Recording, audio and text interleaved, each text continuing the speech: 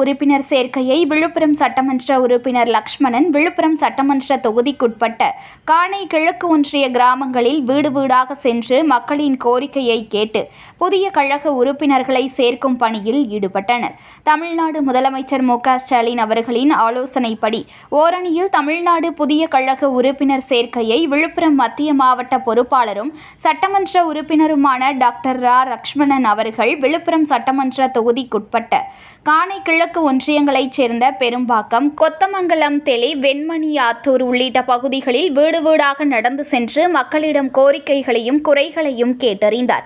மேலும் தமிழ்நாடு அரசின் சாதனைகளை எடுத்துக் கூறியும் தமிழ்நாடு முதலமைச்சர் கரங்களை வலுப்படுத்த ஓரணியில் தமிழ்நாடு என்ற ஒரு அணியில் மக்களை கழக புதிய உறுப்பினராக சேர்க்கும் பணியினை கள ஆய்வு செய்து வந்தபோது கோனூர் கிராமத்தில் தேமுதிக கிளைக்கழக செயலாளர் இல்லத்தில் அவருடைய மனைவி மண்மொழி மற்றும் 50க்கும் மேற்பட்டோர் தங்களை திமுகவில் உறுப்பினர்களாக இணைத்துக் கொண்டனர். அதனைத் தொடர்ந்து விழுப்புரம் சட்டமன்ற உறுப்பினர் லக்ஷ்மணன் அவர்கள் அவர் வீட்டின் சுவற்றில் ஓரணியில் தமிழ்நாடு என சுவரொட்டியை ஒட்டி உறுப்பினர்களை வரவேற்றார்.